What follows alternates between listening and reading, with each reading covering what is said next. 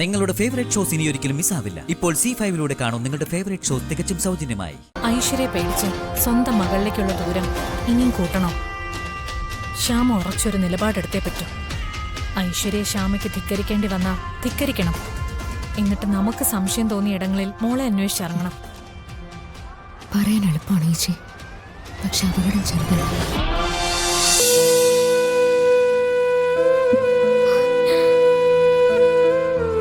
ഭഗവാനെ, ഇവിടെ എൻ്റെ അച്ഛനും അമ്മയും എന്നെ ജീവനെ പോലെ സ്നേഹിക്കുന്നുണ്ട്. അവരെ വിട്ടുപിരിയാൻ എനിക്കൊരിക്കലും കഴിയില്ല. പക്ഷെ അനാഥയാണ്, പാഴ്ജന്മാണ് എന്ന വിളിപ്പേരൊന്നും മറക്കുന്നുമില്ല. എന്റെ ശരിക്കുള്ള അച്ഛനും അമ്മയും എനിക്കൊന്ന് കാണിച്ചു തരുമോ? അവരെന്നെ ഓർക്കുന്നുണ്ടാവോ? ആ അമ്മ എന്നെ ഓർത്ത് സങ്കടപ്പെടുന്നുണ്ടാവോ? എന്നെ എപ്പോഴെങ്കിലും ഒന്ന് ചേർത്ത് പിടിക്കാൻ കൊതിച്ചിട്ടുണ്ടാവില്ലേ? ഒരിക്കൽ ഒരു തവണ അമ്മയുടെ മുന്നിൽ എന്നെ എത്തിച്ചു തരുമോ? കുറച്ചു നേരം കാണണം, അടുത്തിരിക്കണം, മടിയിൽ കിടന്ന് എല്ലാ സങ്കടങ്ങളും പറഞ്ഞ് ഒട്ടിക്കരയണം. അത്രയ്ക്ക് മതി. അത് കഴിഞ്ഞ് എന്റെ ജീവൻ തന്നെ അങ്ങ് എടുത്താലും എനിക്ക് പരാതിയൊന്നും ഉണ്ടാവില്ല. എന്റെ അമ്മയെ കണ്ട സന്തോഷത്തില് ഏറ്റവും അനുഗ്രഹിക്കപ്പെട്ട മോളായിട്ട് ഈ ജീവിതം ഞാൻ തീർത്തോളാം. എവിടെയായാലും എന്നെ പ്രസവിച്ച എന്റെ അമ്മയ്ക്ക് സമാധാനം കൊടുക്കണേ.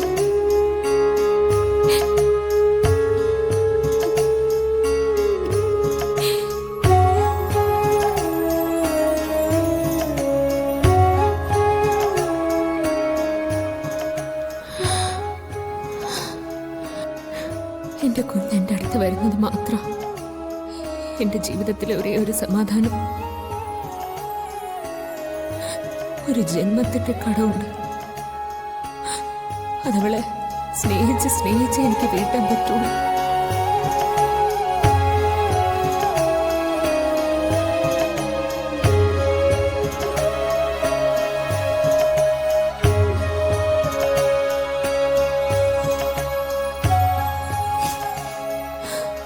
ഇനിയും വൈകിക്കല്ലേ കൃഷ്ണ, എന്റെ മോളെ കാണാൻ എനിക്ക് കൊതിയായി.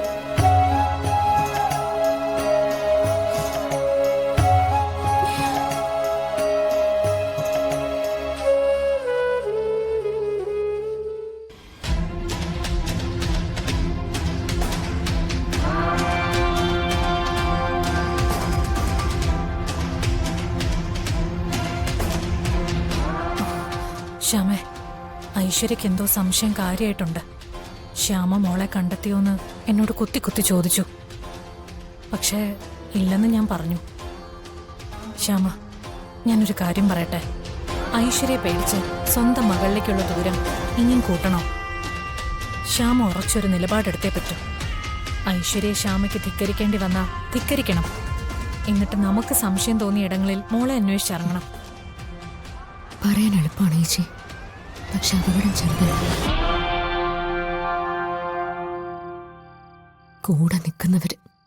കൂടെ നിൽക്കുന്നു എന്ന് ഭാവിക്കുന്നവരൊക്കെ യാഥാർത്ഥ്യങ്ങളാണോ?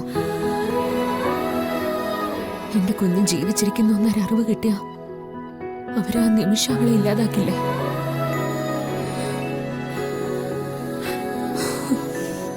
ഭഗവാൻ എന്റെ കണ്ണിൽ നിന്നും എന്റെ മകളെ മറച്ചു നിർത്തുന്ന പോലെ മറ്റുള്ളവരുടെ മനസ്സിൽ നിന്നും എനിക്കവളെ മറച്ചു നിർത്തിയേ പറ്റൂ. കാരണം എനിക്കവളെ വേണം, എന്റെ മോളെ എനിക്ക് വേണം.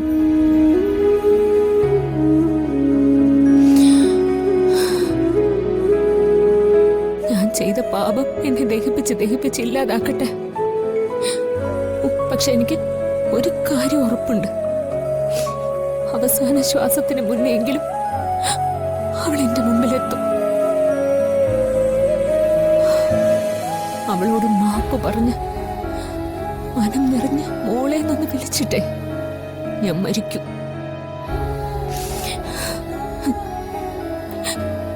അതെങ്കിലും ഭഗവാൻ എനിക്ക് ബാക്കി വെക്കില്ലേ?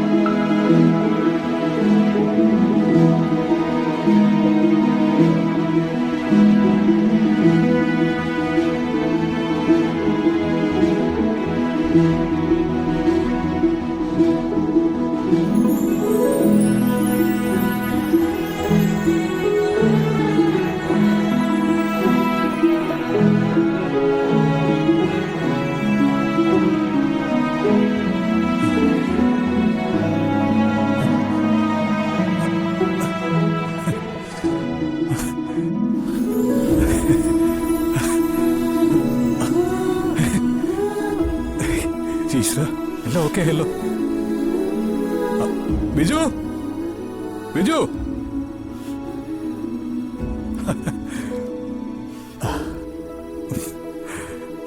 ബിജു നോക്ക്, ഡോക്ടർ പറഞ്ഞ പോലെ തന്നെ സംഭവിച്ചടാ. എനിക്കിപ്പോ എല്ലാം വ്യക്തമായിട്ട് തന്നെ കാണാം. സത്യമാടാ, ഞാൻ കുറച്ചേരം നല്ല ടെൻഷനിലായിരുന്നു. അബദ്ധവശാൽ കണ്ണ് തുറന്നില്ലായിരുന്നെങ്കിലേ ഡോക്ടറെ അടുത്ത് പോകാൻ വേണ്ടി ഞാൻ എന്തെങ്കിലും കള്ളത്തരം കാണിച്ചതാണെന്ന് പറയില്ലായിരുന്നോ? ഒന്ന് പോടാ. കൃത്യസമയത്ത് നീ കൂടെ നിന്നുകൊണ്ടാ ഇതെല്ലാം ഇവിടെ വരെ എത്തിയത്. എന്നിട്ട് ഞാൻ പിന്നെ നിന്നെ സംശയിക്കോടാ. എന്തായാലും കണ്ണ് തെളിഞ്ഞ സമയം കൊള്ളാം. പെട്ടെന്ന് കണ്ണടി നോക്കി റെഡിയായിക്കേ. എന്തിന്? അതെ, ഇന്ന് രാത്രി തന്നെ ഇവിടുന്ന് എല്ലാരും കൂടെ കാശിക്ക് പോകാൻ തീരുമാനിച്ചിരിക്കുകയാണ്. അതുകൊണ്ടാ. അയ്യോ, ഇന്ന് ആദ്യ രാത്രിയല്ലേ? പ്രിയതമ കാത്തിരിക്കുകയാണ്. നീ വേഗം ചെല്ലങ്ങോട്ട്. അതെ, എന്നെ വ്യക്തമായിട്ട് കാണുന്നുണ്ടല്ലോ അല്ലേ? അപ്പം മണവാട്ടിയെയും കണ്ടോളും. നമുക്ക് പോ. അതെ, ഒന്ന് അങ്ങോട്ട് എത്തിച്ചു കിട്ടിയ എനിക്ക് സമാധാനമായി. എന്നിട്ട് വേണം എനിക്ക് നീണ്ടു നിവർന്നു കിടന്നൊന്ന് ഉറങ്ങാൻ. ഇങ്ങനെയുണ്ടോ ടെൻഷൻ പിടിച്ചൊരു കല്യാണം? എന്റെ കല്യാണം ആവട്ടെ, ഞാനും ഇതുപോലെ തന്നെ ബുദ്ധിമുട്ടിക്കോളാം. എന്തിന്? എന്റെ കല്യാണത്തിന് ഇതുപോലെ കണ്ണില് സ്പ്രേ എടുത്തടിച്ചു തരൂ? അത് അപ്പ തീരുമാനിക്കാം. അല്ല, എന്നാ പിന്നെ നമുക്ക് പോയാലോ? മണവാളന് നാണമുണ്ടാ? അവന് ഉണ്ടാവില്ലടാ. ഡൗൺലോഡ് ചെയ്യൂ C5 ആപ്പ്. കാണൂ എല്ലാ എപ്പിസോഡുകളും സൗജന്യമായി.